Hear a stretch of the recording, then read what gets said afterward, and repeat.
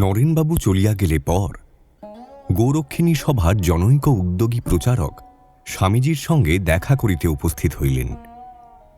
পুরা না হইলেও ইহার বেশভূষা অনেকটা সন্ন্যাসীর মতো।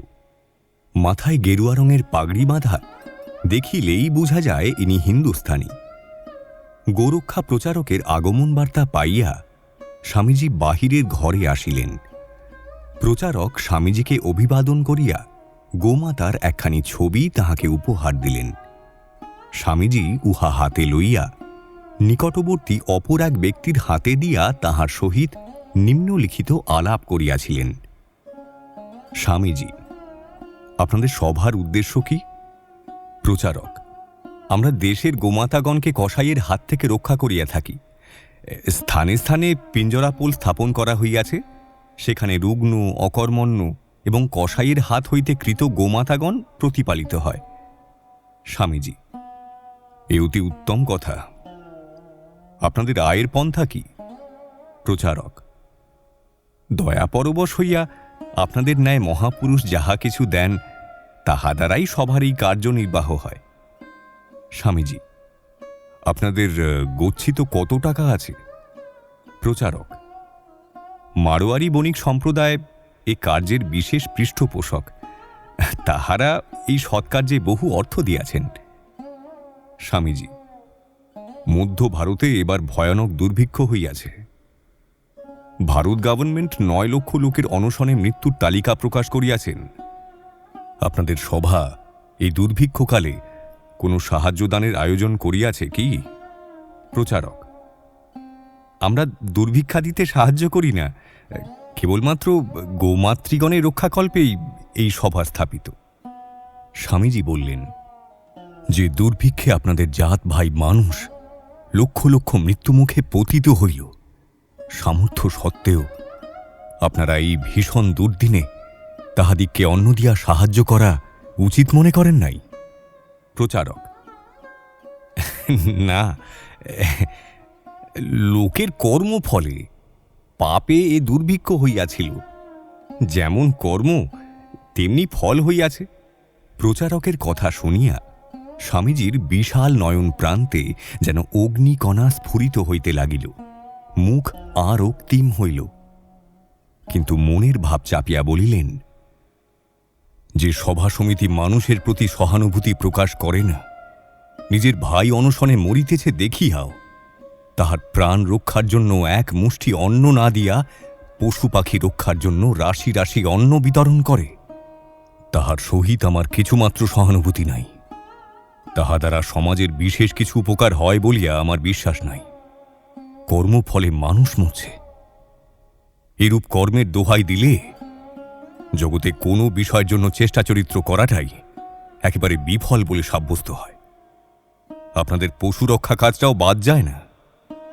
ওই কাজ সম্বন্ধেও বলা যেতে পারে, গোমাতারা আপন আপন কর্মফলেই কসাইদের হাতে যাচ্ছেন ও মরছেন। প্রচারক একটু অপ্রতিভ হইয়া বলিল, হ্যাঁ, আপনি যা বলছেন তা সত্য, কিন্তু শাস্ত্র বলে গরু আমাদের মাতা। স্বামীজি হাসতে হাসতে বললেন, হ্যাঁ, গরু আমাদের যে মা তা আমি বিলক্ষণ বুঝিয়াছি। তা না হলে এমন সব কৃতি সন্তান আর কে প্রসব করবেন? হিন্দুস্থানী প্রচারক ওই বিষয়ে আর কিছু না বলিয়া বোধহয় স্বামীজির বিষম বিদ্রূপ তিনি বুঝিতেই পারিলেন না।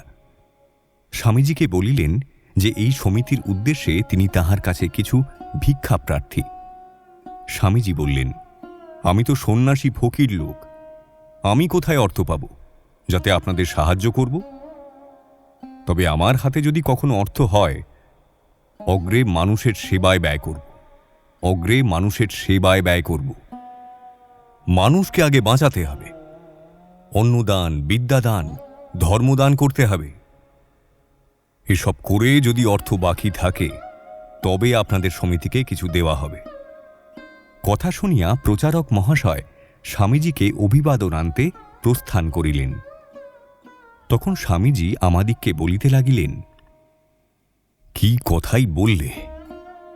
বলে কিনা কর্মফলে মানুষ মরছে। তাদের দয়া করে কি হবে? দেশটা যে অধঃপাতে গেছে, ইহাই তার চূড়ান্ত প্রমাণ।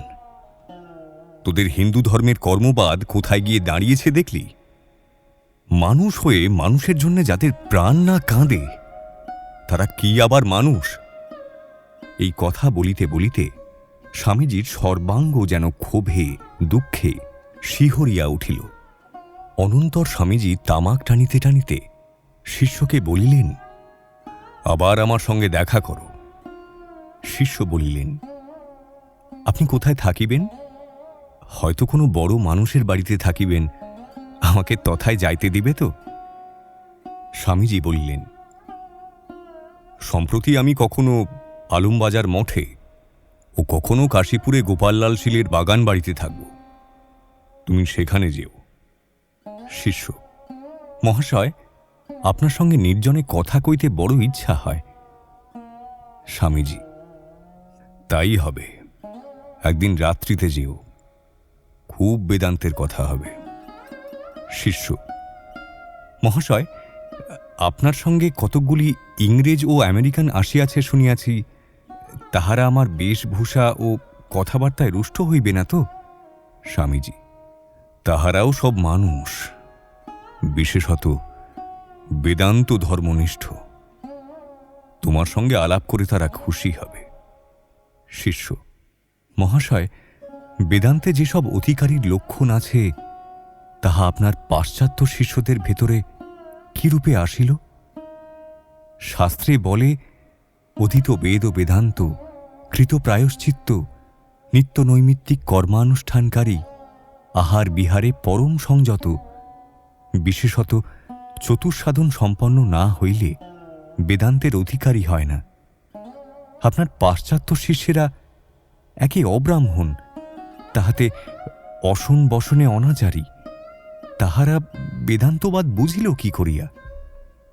স্বামীজি বললেন, তাহাদের সঙ্গে আলাপ করেই বুঝতে পারবে তাহারা বেদান্ত বুঝেছে কি না। স্বামীজি বোধ হয় এতক্ষণে বুঝিতে পারিলেন যে শিষ্য একজন নিষ্ঠাবান আচারী হিন্দু। অনন্তর স্বামীজি কয়েকজন শ্রীরামকৃষ্ণ ভক্ত পরিবেষ্টিত হইয়া বাগবাজারের শ্রীযুক্ত বলরাম বসু মহাশয়ের বাটিতে গেলেন।